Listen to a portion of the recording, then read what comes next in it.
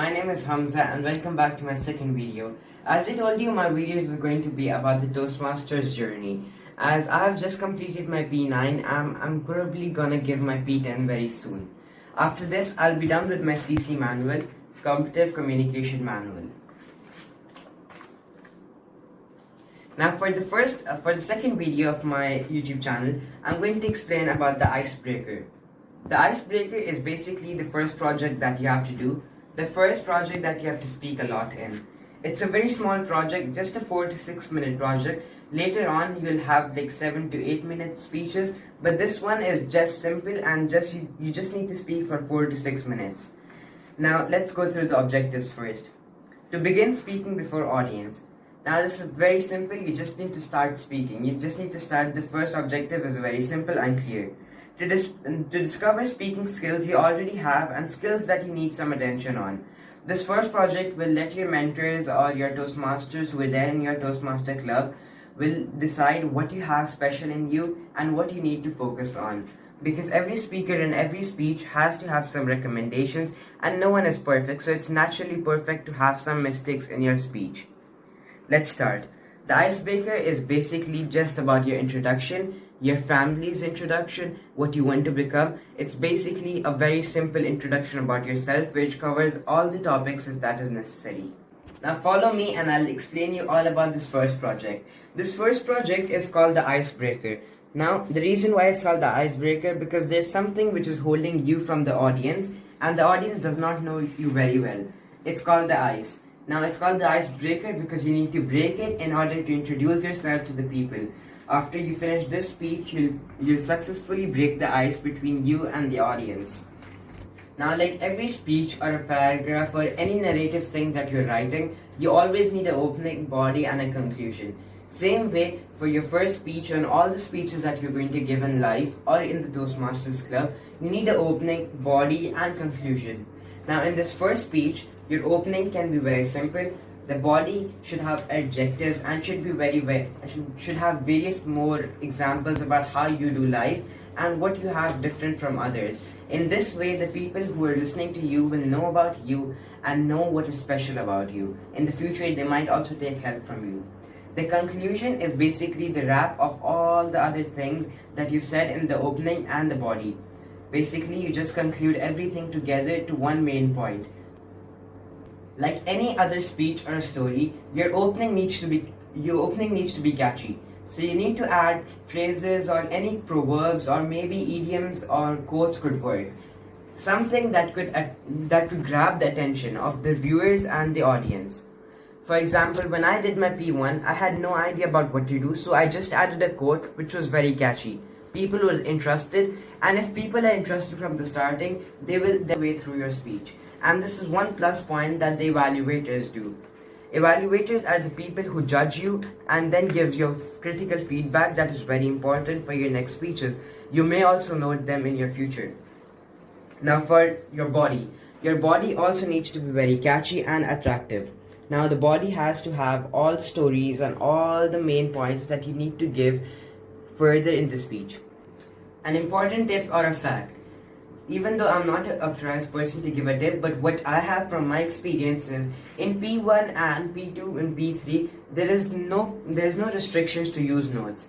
When you have restrictions, they will always write them down in the objectives. Strive not to use notes. But in P1 and further 2-3 speeches, you can use notes, but it's always better to not use notes as it is a sign that you have prepared and memorized your speech very well. So in my case, I did use my notes in P1 because P1 was my first speech and I didn't have a clear idea about what to do. So notes could be used, but it's a plus point if you don't use them. Evaluators always include this in further speeches. In P1, they will advise you not to use your notes in further speeches, but in the speeches that you use notes and it is written strive not to use notes, it wouldn't be a really good point for you. One is your first impression of what you are. You always need to be prepared for it and you need to know what you're going to speak. You just can't prepare a speech or copy it completely. Now this part of my video is how to prepare for your P1. You can prepare yourself in front of a mirror again and again. You could record your audio, listen to it, know where your voice module is going low, where your voice module has to be raised. Everything is very important in this. You shall not take anything lightly, because in this speech, this is your first impression.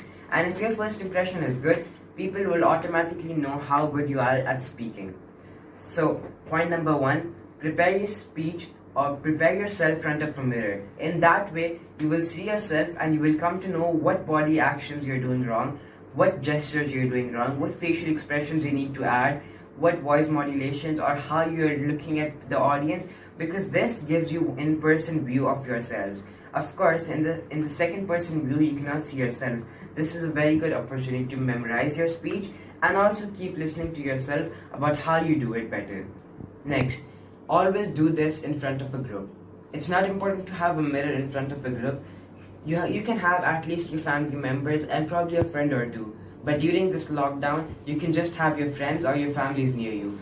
In this way, you will have the feeling of an audience, even though it's not that big of an audience, but in-person audience is always the best thing.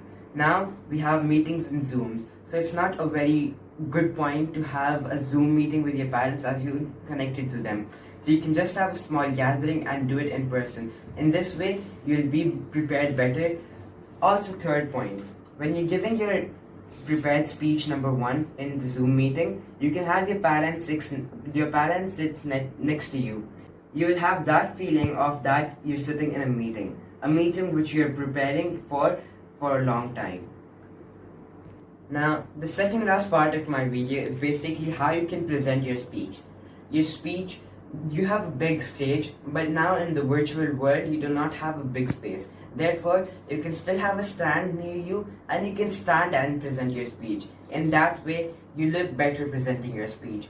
Now you have a comfortable zone, you need to step out of it. You need to probably move for your opening, you can stand where you are.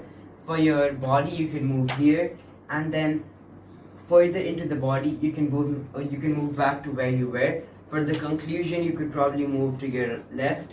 So you need to basically have all the space near you utilized. In this way, people will know that you're comfortable and you're also stepping out of your comfort zone by standing up.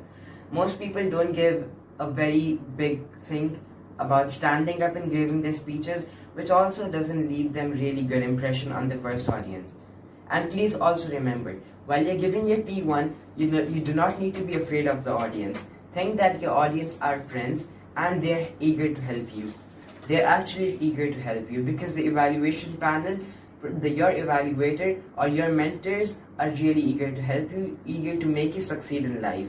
Your evaluators give you critical feedback. Never think negative about them. This is how you succeed in life.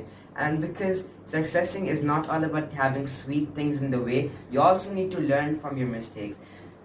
The evaluators don't directly judge you, they indirectly tell you recommendations. Therefore, they will never judge wrong things about you and they have nothing to do with you. So they just give you the recommendations that can make your speech better, and they are always willing to hear you again and again. Last and finally, the speaker's checklist. This is also a very important part in your speech. Before you prepare your speech, you need to have a checklist with you. A checklist which tells you what topic you'll be speaking on, what ideas will you be presenting to the audience, and based on the ideas, what story will you give. Always remember, a personal story is always what people are eager to hear from you, because the people want to know about you, not about someone who is not you. If you speak about yourself, the evaluators, the judges, your mentors, and all the other people will get to know about you and therefore have a clear idea about what your speaking style is.